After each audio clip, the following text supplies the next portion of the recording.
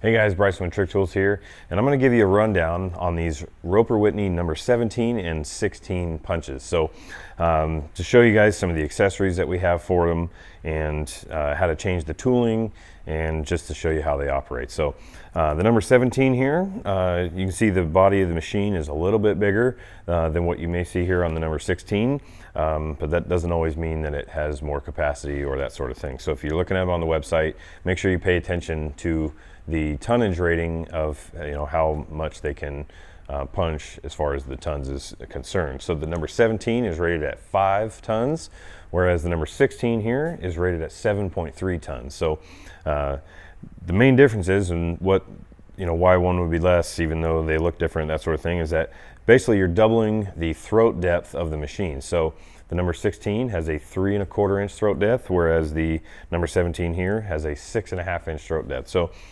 depending on what you're working on, what you need to be punching through, you got that throat depth there to be able to get something deeper in there. Or if you never really are operating on anything deeper than 3 1/4 inches, you're working well within the edge of a panel or a part, the number 16 would be easily a way to go on that way. So so for some of the accessories, or I guess the accessory we offer with these would be the work table. So this is what the work table would look like when you get it. So it's going to have these brackets bolted to it. And you can move these around. There's a lot of holes in here to be able to, they're all threaded to be able to move these around. You can set up guides and, basically if you're trying to do production parts, or if you're just trying to set up a fence, you want to only go so deep, all that sort of thing. If you're trying to line something up in a corner, you want to punch, in a certain depth and out a certain depth there, you can set these up to where you can, immediately put something in here and be able to punch right through without having to measure it out and do all that sort of thing. It can really speed up your time when it comes to that. And it just gives you that stable work area, to be able to lay a whole part on and be able to punch it through. So I'll show you guys how to install that here in a second. As far as the punches are concerned, we have a broad selection of punches for both of these machines, and that's from 1/16 up to 9/16 in diameter for the hole, and 9/16 is the maximum because that's what fits in the machine. It's not based on the tonnage or anything like that. It's mainly just obviously the limited capabilities of the machine itself.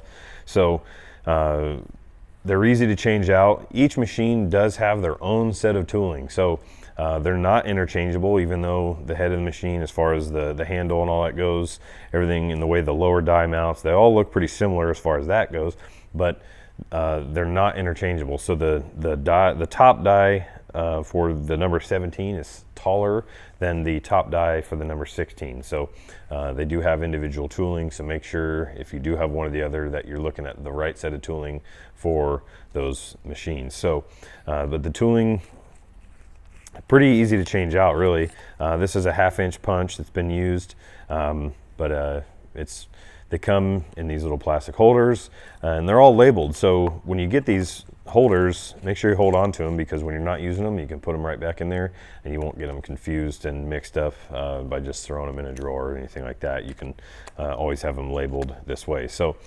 to show you guys how to change those out real quick, I'm going to do it. So this is our demo number 16 that we've had here in the shop for a little while. So we've used it quite a bit, and this thing just does work. So to show you guys how to change the tooling on it, it's pretty simple.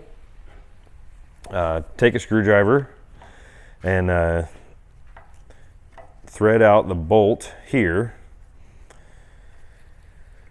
and once you get that out, you kind of want to pull the handle forward in a way that's going to pull that up and out of that the 2 tabs that stick up off of the machine.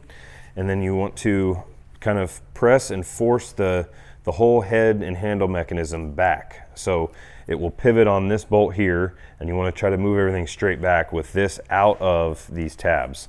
And the reason is because this part of here is tapered for strength, and it actually won't go back this direction because it'll hit these tabs. So you got to make sure it's higher there, and then you can push this back.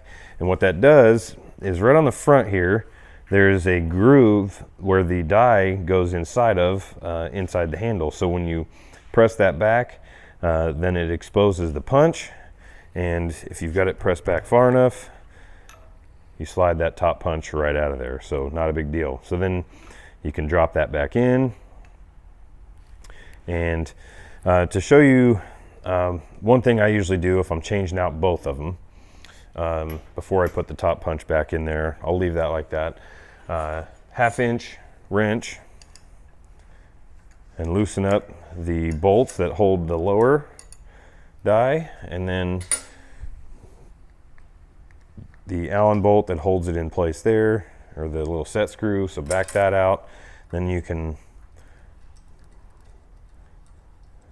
do one if you want. You can rotate that out of the way, and then you can punch that bottom die out of there. Slides right out. There is a little notch in the lower die that you put forward towards the set screw. So you want to line that up with the set screw when you drop it in. You know, get it as close as you can, and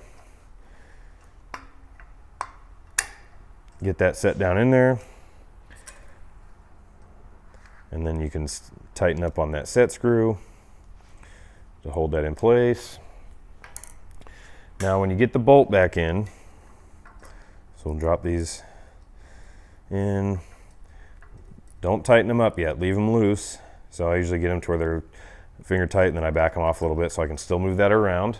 And then I'll take the upper punch and drop it down in the hole there until it's down through the die in the bottom. So you want to be able to line that up there. So that's when you know it's lined up with your die, and then you can secure the holder in place with the punch through the die. And then at that point, you'll be ready to bring the handle back forward to pick up the punch and go from there. So you can just ease that forward, make sure your punch is raised up to the right height. And you want to make sure you keep a little bit of pressure to keep this arm here barely above these tabs, because it will change the angle of this. So as you come forward, you need to make sure you're as level as possible, and just kind of wiggle that thing forward until this drops down in between these two tabs. And then when you get that hole lined up there, you may have to wiggle the handle around just a little bit. Thread that back in, and that's your punch and die change on both the 16 and 17 punches. So that makes that pretty easy. So the next thing I'm going to show you is mounting the work table on here and showing you that process. So I'm going to go ahead and back off these bolts because you have to change these out. So I'm going to back these back off. And you want to make sure you do this again with the punch in here, because I'll show you why here in a second. You'll lower that down. So what you want to do, slide that bottom die holder out, and then this plate sits right on top of this, and that's why you're changing the bolt. So it's notched out to fit around there, so they'll sit up just like that. So you want to slide the whole thing in as a unit, and then the work rest comes with these two flathead bolts.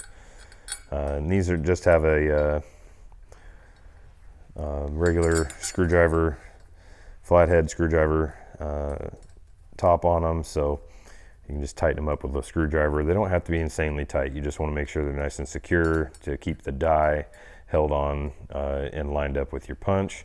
So before those get tightened up, you can bring the top punch down. Make sure you don't crash your tooling. Let that sit in there. And then I just grab a long screwdriver. I prefer a long screwdriver when I do this because it allows the part of the screwdriver to be as close to the machine as possible, because these bolts are so close in.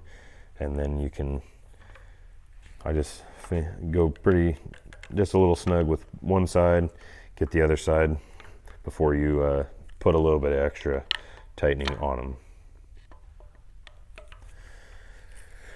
So that is mounting the work table, and again, it comes with these different stops, I suppose you would say. And you can move these around. There's all these bolt holes in here. They're all threaded, so you can move these around, tighten them up in place with the supplied bolts, and be able to set up different fences for where you're trying to punch. So yeah, from there, this is some 1/8 inch plate, and we have the punch that came in the machine, which I don't remember off the top of my head, but we'll label that on the screen so you can know what size punch comes with the machine. And you can see how easy this goes right down through some 1/8 inch steel.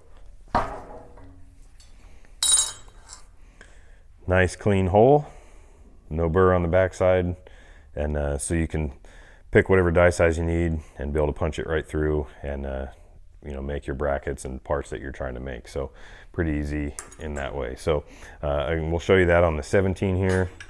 So the 17, it comes with the same size punch. So we'll show you how easily that goes through. And now again, this one's rated at 7.3 tons. This one is 5 tons, but this one just gives you the throat depth to be able to get in there. So got the 1/8 inch plate in there, and there's our hole punch on the number 17. So for more information on the Roper-Whitney number 16 or number 17 punches, visit our website. And if you have any more questions, give us a call and we'll get those answered for you. So thanks for watching, and we'll see you in the next one.